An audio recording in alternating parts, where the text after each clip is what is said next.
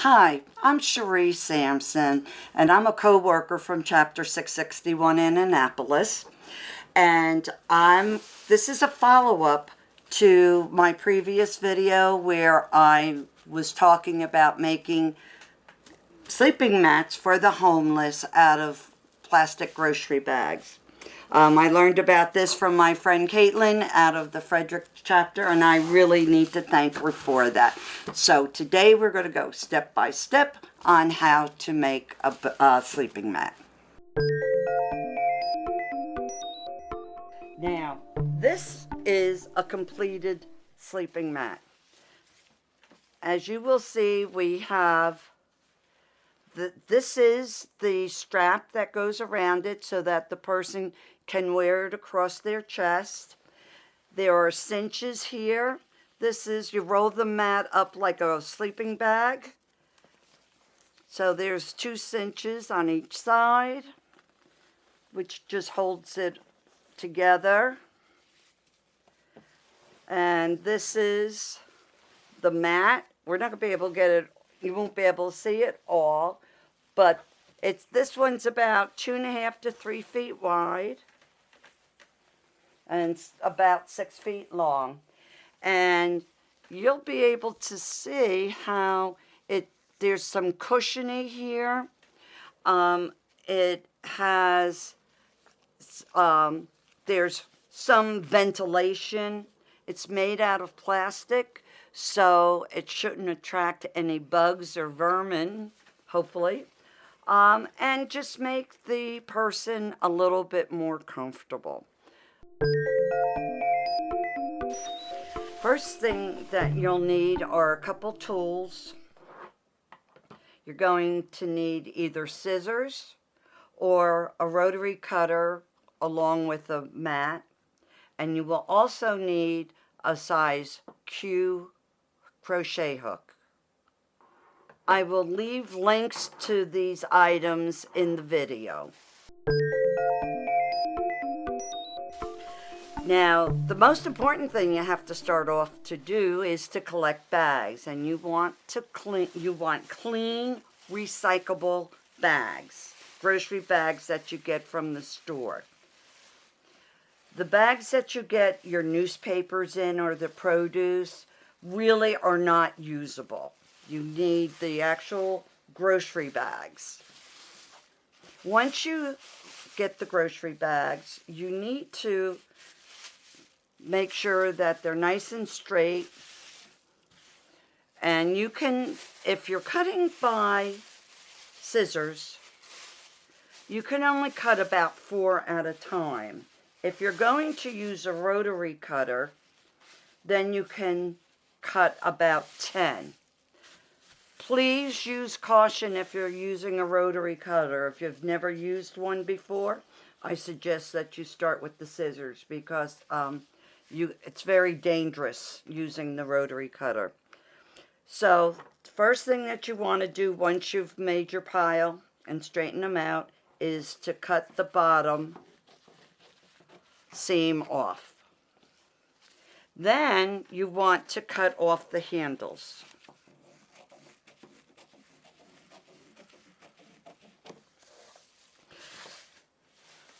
The next thing that you want to do is I fold them in half, and I use my finger so I can see about where the halfway mark is. And I'm going to use my rotary cutter to show you that's half, and then you cut them each in half again. As you see, you have to keep your fingers far away from where the blade is.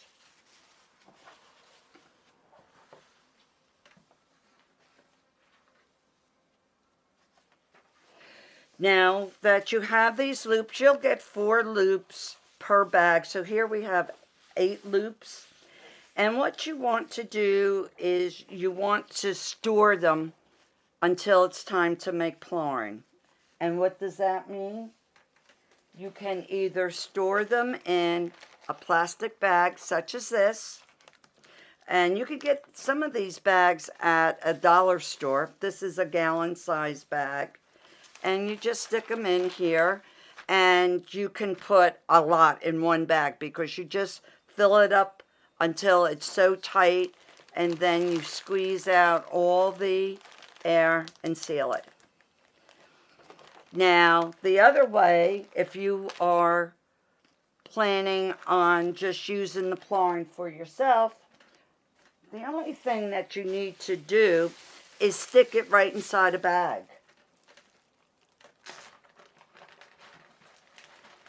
Such as this. And then when you get ready to make plarn, you just pull it out of the bag. The pieces that I threw away, I am lucky enough that someone within our fraternity uses them as stuffing for decorative pillows. If not, what I do is I store them in plastic bags, and I take them back to the stores that does recycling. So I make sure that 100% of the bags I use are recycled. And even if I'm using a bag, or I have a bag that's maybe ripped too much, maybe it's a little dirty or sticky, it still gets recycled back to the store recycling. I don't throw any bags into the regular trash.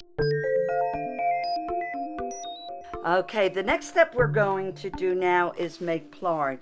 You saw how we cut the strips up.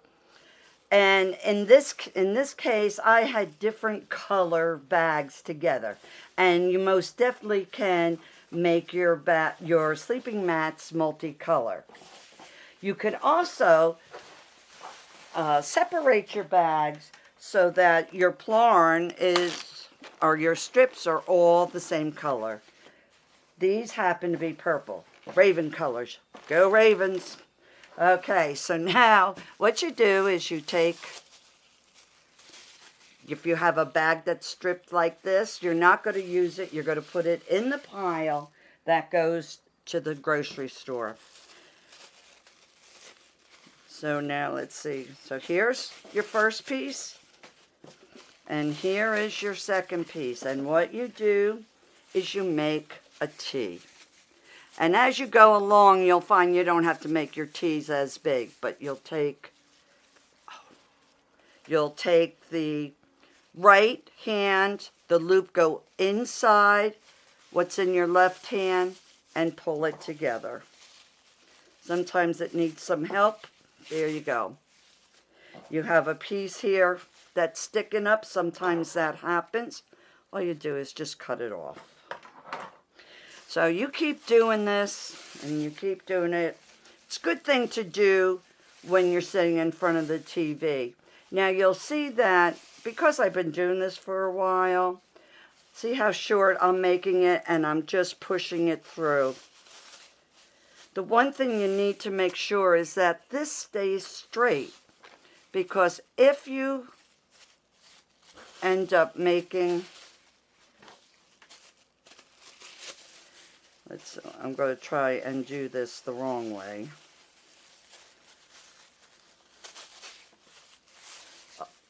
If you have something like this, you can't use that because you need them to be together as if it was two strands of yarn. Now, and I want to show you how to disconnect the pieces so that you don't end up throwing pieces away.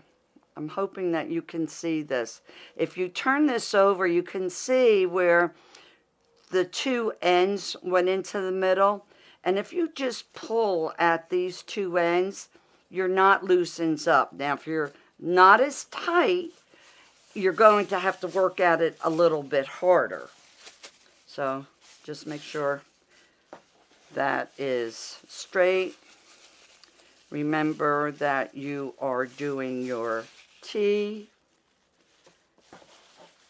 and right goes under the left, and you pull it, and you'll end up with a ball of plarn, plastic yarn. So let's say that you've been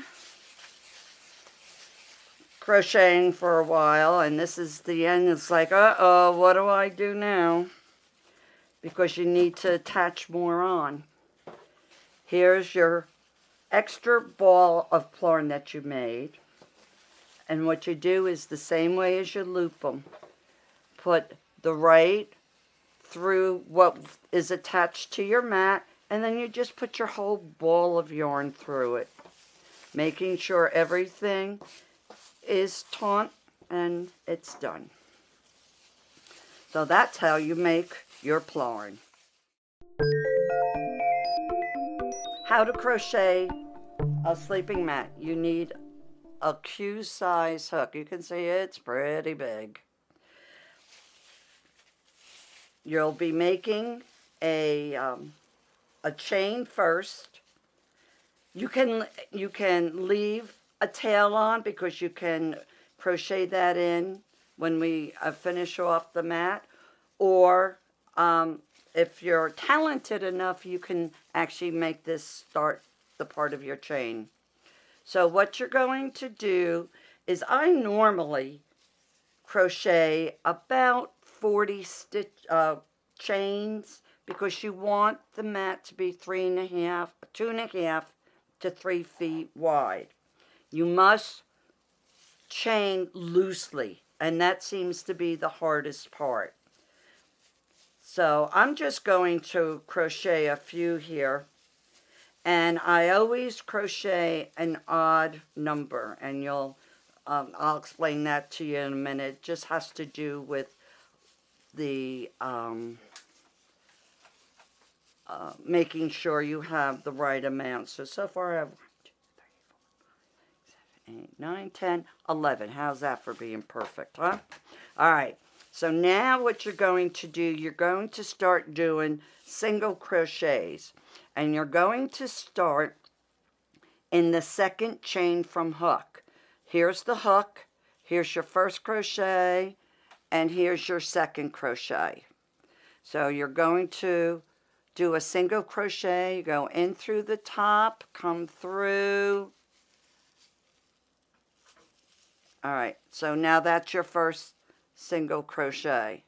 And you'll just continue on single crochets.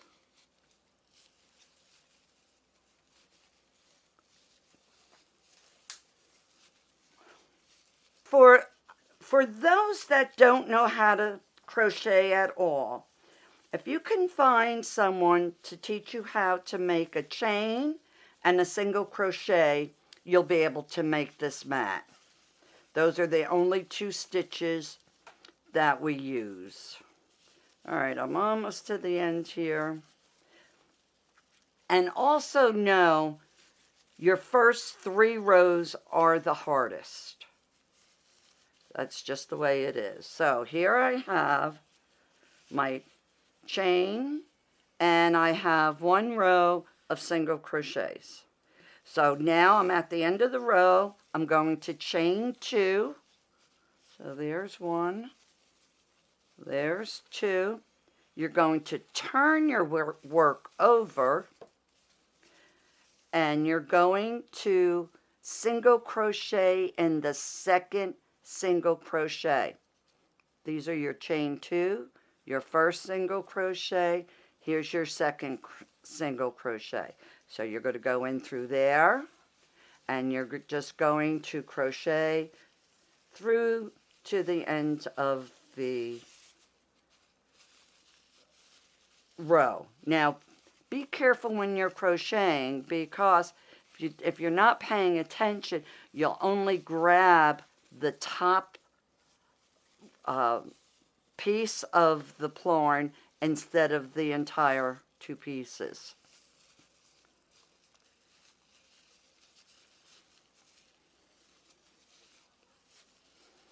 And it's going to take you a little bit of time to learn how to handle the plarn, because it's really a different consistency than if it was a regular yarn.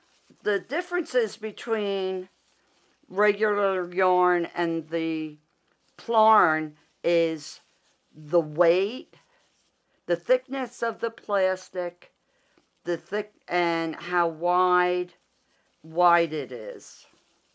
And with yarn, it's usually twisted, so it's nice and easy to work with. Okay, we're at the end of the second row, and what you're going to do, this is part of your chain too, and you're going to put your last stitch in there. So now we should have 10 stitches. 9, 10. Okay, so we have 10 stitches. I always recommend at the end of each row you count your stitches. If you don't, you're going to find that your sides are going to go out and then come in. So it's real important that you do that. So now you're at the end of your row. You're going to chain 2, 1, 2, and then you're going to do a single crochet in your second single crochet of the row. And again, you want to try to crochet and chain loosely.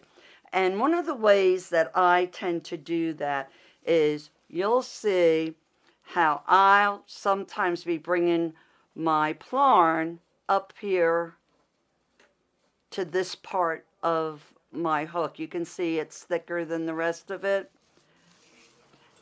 And same thing, I'll go bring my piece over and then bring it through. You want it to be very easy. And you need, in order to get this mat to be cushiony, you need to have that air going through there. If you use a smaller needle or if you crochet tightly, the mat is not going to be as comfortable. So now you'll be doing this for a while. Good thing to do while you're in front of the TV, making plarn and crocheting. Just making sure that you count your stitches. And here I am again, coming to the end of the row. And get your hook in there, crochet, and there you go. So you just keep going. And my of course it's kind of hard to tell now, but there you go. It's going to look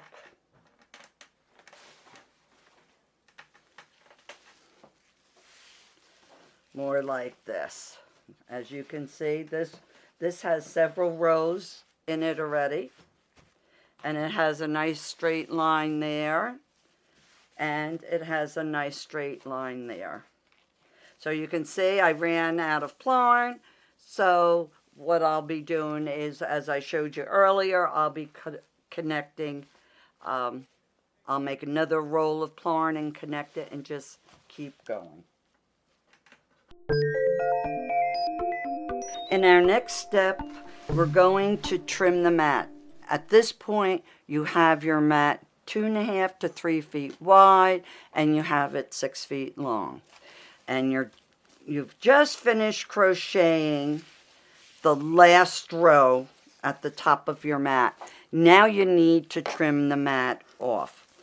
By doing that, you'll stay connected, and you're going to just do a single crochet along the whole side. So in this corner, you're going to put 2 single crochets so that it has a rounded corner. And then you're going to just, within each row, you're going to do a single crochet.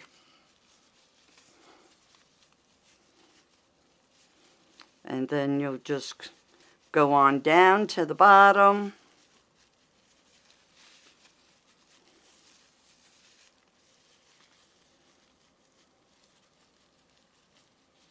You can see sometimes it's a little bit difficult to do. Just push your needle through and do your single crochet. Now when you get to the corner, which would be at the bottom corner, because this is where your chains were, you're going to do 2 more single crochets. Again, the reason why you're doing this is to just give it a rounded effect, which we may be able to see a little bit better once I get these 2 in. Okay, and you're now doing single crochets on the bottom of each chain. Okay, and you can see now how that corner is rounded. And now you're going to just single crochet through each of the chains, and then up the other side. And then when you get to the top, so you're going to do side, bottom, and then the top, and just finish it off. You now have your mat completed, and so here's a completed mat that, as you can see, it's been all finished off along the edges. Fold it in half and roll it up as like a bedroll. Now what you're going to have to do is make the cinches.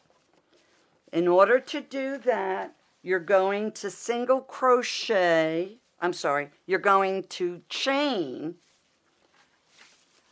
something that's going to be long enough to go completely around the bedroll with several inches over. And then you're going to single crochet down each chain. After you've done that, this is what it's going to look like. There's your chain, there's your single crochet, and you're going to leave about 2 pieces of yarn onto your tail here, because now you need to lash this onto your bedroll. So what you'll do now, I use a P hook, which is just a little bit smaller than your Q hook, and you can tell these are different colors. Sometimes they actually come in a pack together. It's easier to do your lashings. Now this is the cinch, so you don't want it right on the end, because that's where we're going to put the strap so that the person can wear it over their shoulder or across their chest if they're mobile. So we are going to figure about, let's see, 1, 2, about your 4th stitch in, and you're going to go down 3 rows. We're going to go just like that. Now, remember, you're only going to work through one side of your bedroll here, and you're going to stick your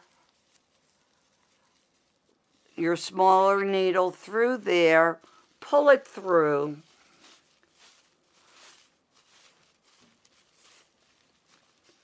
and the knots will get in your way, but that's all right. Okay, so we now have the first part in there. And what you're going to do is you're going to work this back and forth between going from right to left, and then you're going to come up and go left to right, come up, and because you want this very, very sturdy. So you just have to keep working at it.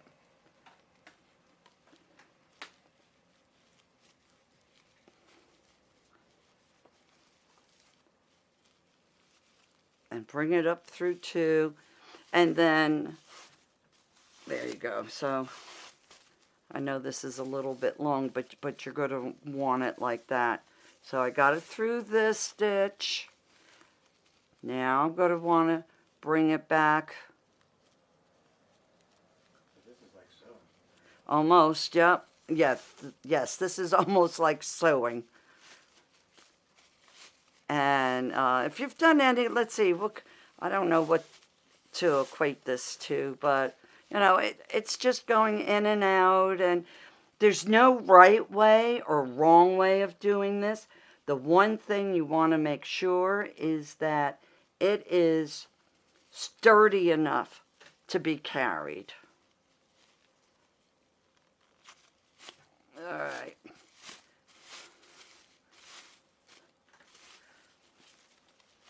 All right, so you just continue on until you get up here to the top. Now, when you get to the top, I'm going to kind of like skip forward here a little bit. Okay, and through the magic of video here, you'll see that we have lashed this one cinch here, and the other cinch is over here. Now, when you make the strap, what I do is you need to make sure that it is long enough so it can come across a man's chest of a decent size, and at least over the shoulder.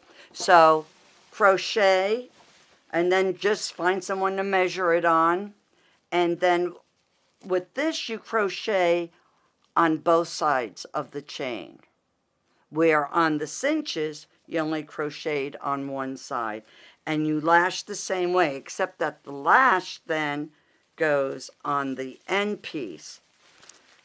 And when I say the end piece, I do not mean this end piece. Remember, you're only working on half of your mat here, because you're going to roll it up and then you'll be able to close it all up. And as an example, if you try to roll it up this way, we're going to say we're rolling it this way, and all of a sudden you get to the end, oh my goodness, everything's on the inside instead of the outside. So that's why you're only working on one half.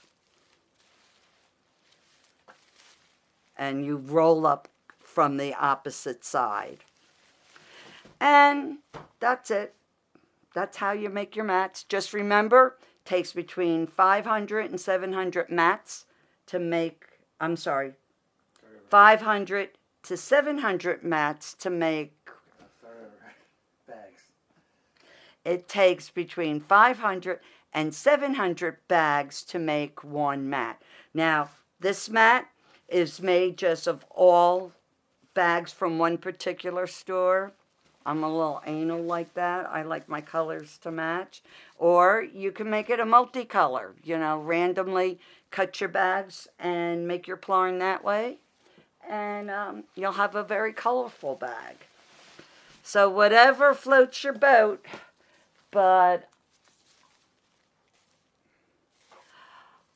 oh, I would like to make a recommendation that if you can, see if you can get your community, your neighborhood, your church group, your Moose chapter, and a group to do this together with you. It takes time to do this. And of course, if you can do it in a group, it just goes that much faster. But just remember, the end result is that it's for a homeless person who's down on their luck. And I'm a firm believer, just because you're homeless, you're not a bum. Thank you.